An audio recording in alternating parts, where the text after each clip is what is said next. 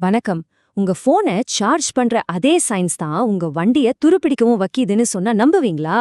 ஆமாங்க, அதுதான் எலக்ட்ரோகெமிஸ்ட்ரி, அதாவது மின்வேதியியல். இன்னைக்கு நம்மள சுத்தி இருக்கிற இந்த மாடர்ன் உலகத்தையே இயக்குற இந்த சயின்ஸோட ரகசியங்களை தான் நம்ம பார்க்க போறோம். இப்போ நீங்க கையில வச்சிருக்கிற ஸ்மார்ட் போன் ஆகட்டும், இல்ல ரோட்ல போற எலக்ட்ரிக் கார் ஆகட்டும், நாம டெய்லி யூஸ் பண்ற இந்த மாதிரி எல்லா விஷயங்களும் கெமிக்கல் ரியாக்ஷன்ஸ்னால வர்ற பவர்ல தான் ஓடிட்டு இருக்கு. அது எப்படி நடக்குதுங்கிறதுக்கு பின்னாடி இருக்கிற பிரின்சிபல்ஸை தான் நாம இன்னைக்கு பார்க்க போறோம்.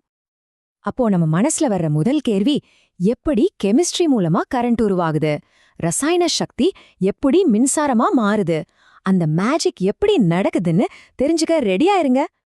சரி, இத நாம சிம்பிளா 4 பகுதியா பிரிச்சு புரிஞ்சுக்கலாம். முதல்ல கெமிக்கல்ஸ், கரண்ட், அப்புறம் செல்ஸ்னா என்னன்னு பாப்போம். அடுத்து இந்த எலக்ட்ரிக்கல் பவரை எப்படி அளக்குறதுன்னு தெரிஞ்சுக்கலாம். மூணாவதா தண்ணி மாதிரியான கரைசல்கள் எப்படி கரண்ட்டை கடத்துதுன்னு பாப்போம். கடைசியா பேட்டரிகள், துரு, அப்புறம் இந்த ஃபீல்டோட ஃபியூச்சர் என்னன்னு பார்க்கலாம். வாங்க முதல் பகுதிக்குள்ள போலாம்.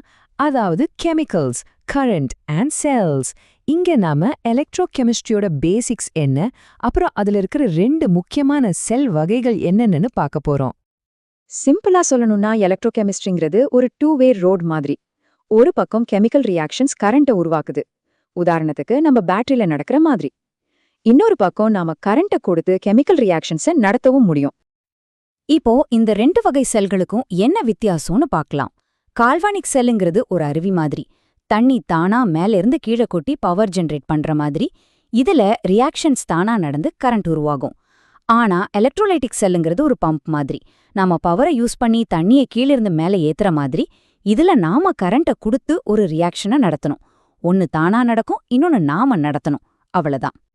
ஓகே, செல்ஸ்னா என்னன்னு இப்ப நமக்கு ஒரு ஐடியா கிடைச்சிருச்சு. ஆனா அதுல இருந்து வர்ற பவரை, அதாவது அந்த எலக்ட்ரிக்கல் பொட்டன்ஷியலை எப்படி அளக்குறது, அதைத்தான் நாம இப்போ பார்க்க போறோம். இது எப்படி வேலை செய்யுதுன்னு புரிஞ்சுக்க வாங்க இந்த டேனியல் செல்ங்கிற கிளாசிக் உதாரணத்தை பார்க்கலாம். இதுல 2 பாகம் இருக்கு. முதல்ல இந்த ஆனோட், இதுதான் நெகட்டிவ் டெர்மினல். இங்க தான் ஜிங்க், அதாவது துத்தநாகம், எலக்ட்ரான்ஸை ரிலீஸ் பண்ணி கரண்ட் ஃப்ளோவை ஸ்டார்ட் பண்ணி வைக்குது. சரி, இப்போ அடுத்த பக்கத்தை பார்ப்போம். இது கேத்தோட், அதாவது பாசிட்டிவ் டெர்மினல். ஆனோடுல இருந்து கிளம்பின அந்த எலக்ட்ரான்கள் நேரா இங்க வந்து இந்த சொல்யூஷன்ல இருக்கிற காப்பர் அயான்ஸ் கூட சேர்ந்து திடமான காப்பரா இந்த ராட் மேல படியுது. இந்த முழு செட்டப்பையும் ஒன்னா சேர்க்கறது எது தெரியுமா? இந்த சால்ட் பிரிட்ஜ், அதாவது உப்பு பாலம் தான். இது ஒரு அயான் ஹைவே மாதிரி வேலை செஞ்சு 2 பக்கமும் சார்ஜ் பேலன்ஸா இருக்கிறத பாத்துக்கும். ஒருவேளை இது இல்லைன்னு வச்சுக்கோங்க, கரண்ட் ஒரு சில செகண்ட்லயே நின்னு போயிடும். அவ்வளவு முக்கியம் இது. ஆனா இங்க ஒரு சிக்கல் இருக்கு. ஒரு வோல்டேஜை அளக்கிறதுக்கு ஒரு முழு சர்க்கியூட் வேணும். அப்போ எப்படி ஆனோடோட பவரை தனியாவோ இல்ல கேத்தோடோட பவரை தனியாவோ கண்டுபிடிக்க முடியும்? யோசிச்சு பாருங்க, அது எப்படி சாத்தியம்? இதுக்கு சயின்டிஸ்ட்ஸ் ஒரு செம்ம ஸ்மார்ட்டான சொல்யூஷன் கண்டுபிடிச்சாங்க. அவங்க என்ன பண்ணாங்கன்னா, எல்லாத்துக்கும் பொதுவா ஒரு ஸ்டாண்டர்ட் ரெஃபரன்ஸ் பாயிண்ட்டை உருவாக்குனாங்க. அதுதான் இந்த ஸ்டாண்டர்ட் ஹைட்ரஜன் எலக்ட்ரோட். இதோட பொட்டன்ஷியலை கரெக்டா 0 வோல்ட்னு நாமளே செட் பண்ணிட்டு மத்த எல்லா ஹாஃப் செல்ஸையும் இதோட கம்பேர் பண்ணி அளந்துடுறாங்க. இந்த மாதிரி கம்பேர் பண்றதுனால ஒவ்வொரு பொருளுக்கும் ஒரு ரேங்க் கொடுக்க முடியுது. இங்க பாருங்களேன், ஃப்ளோரின் எலக்ட்ரான்களை பிடிச்சி எழுக்கிறதுல ரொம்ப பவர்ஃபுல். இன்னொரு பக்கம் லித்தியம் எலக்ட்ரான்களை கொடுக்கறதுல ரொம்பவே தாராளமா இருக்கு. இந்த பவர் வித்தியாசம் தான் ஒரு பேட்டரி எவ்வளோ பவர்ஃபுல்லா இருக்கும்னு முடிவு பண்ணுது.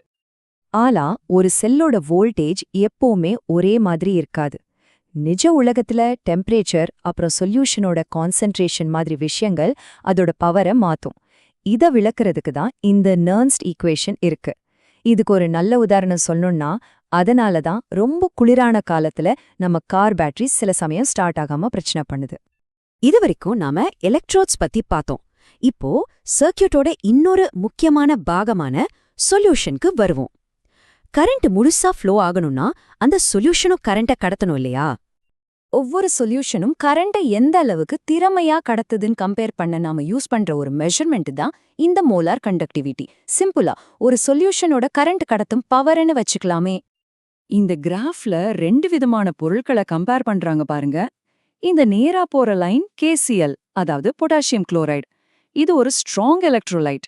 தண்ணில போட்ட உடனே முழுசா அயான்ஸ பிரிஞ்சிடும், அதனால நல்லா கரண்ட்டை கடத்தும். ஆனா இந்த வளைஞ்சு போற லைன் இருக்குல்ல, அது அசிட்டிக் ஆசிட். இது ஒரு வீக் எலக்ட்ரோலைட். தண்ணிய அதிகமா சேர்க்க தான் இது கொஞ்சம் கொஞ்சமா பிரிஞ்சு கரண்ட கடத்த ஆரம்பிக்கும். சரி, இவ்ளோ நேரம் நாம பார்த்த தியரி எல்லாம் நிஜ வாழ்க்கையிலே எங்க பயன்படுது? வாங்க இப்போ எலக்ட்ரோகெமிஸ்ட்ரியோட அசத்தலான அப்ளிகேஷன்ஸ பார்க்கலாம். முதல்ல நம்ம எல்லாருக்கும் தெரிஞ்ச கார் பேட்டரியில இருந்து ஆரம்பிக்கலாம். இது ஒரு லெட் ஆசிட் பேட்டரி. இது ஒரு கிளாசிக் கால்வானிக் செல் தான். ஆனா இதோட ஸ்பெஷாலிட்டி என்னன்னா, இதை நம்ம திரும்ப திரும்ப ரீசார்ஜ் பண்ணி யூஸ் பண்ண முடியும். அடுத்து நாம பார்க்க போறது ஃபியூவல் செல்ஸ். இதை நீங்க ஒருபோதும் சாகாத பேட்டரின்னு கூட சொல்லலாம். அதுக்கு தேவையான ஃபியூல், உதாரணத்துக்கு ஹைட்ரஜனை கொடுத்துட்டே இருந்தா போதும், அது பாட்டுக்கு கரண்ட் ஜெனரேட் பண்ணிட்டே இருக்கும். இதோட எஃபிஷியன்சி ரொம்ப அதிகங்கிறதுனால தான் அப்போலோ ஸ்பேஸ் மிஷின்ல ராக்கெட்க்கு பவர் கொடுக்க இதை யூஸ் பண்ணாங்க. இப்போ ஒரு ஆச்சரியமான விஷயத்த சொல்றேன். இரும்பு துருப்பிடிக்குது இல்லையா? அதுவும் ஒரு எலக்ட்ரோகெமிக்கல் ப்ராசஸ் தான். ஆமாங்க, துருங்குறது அடிப்படையில நமக்கு வேண்டாத ஒரு கால்வானிக் செல். நம்ம மெட்டல்ஸை மெதுவா அரிச்சு அழிக்கிற ஒரு நேச்சுரல் பேட்டரி அது. பாருங்க, இந்த கோட் எலக்ட்ரோகெமிஸ்ட்ரியோட தாக்கம் எவ்ளோ பெருசுன்னு அழகா சொல்லுது. பேட்டரி, ஃபியூவல் செல், ஏன் நம்மள சுத்தி நடக்கிற அரிமானம் வரைக்கும் எல்லாமே எலக்ட்ரோகெமிக்கல் நிகழ்வுகள் தான். இது நம்மள ஒரு ரொம்ப முக்கியமான கேள்விக்கு கூட்டிட்டு போகுது. அப்போ இந்த அறிவியலை வச்சு நம்மளோட எனர்ஜி பிரச்சனைக்கு ஒரு தீர்வு காண முடியுமா? ஒரு ஹைட்ரஜன் எக்கானமி மாதிரி ஐடியாக்கள் மூலமா எலக்ட்ரோகெமிஸ்ட்ரியால நமக்கு ஒரு கிளீனான சஸ்டெய்னபிள் ஃபியூச்சரை உருவாக்க முடியுமா? இத பத்தி நீங்க என்ன நினைக்கிறீங்க? யோசிச்சு பாருங்க.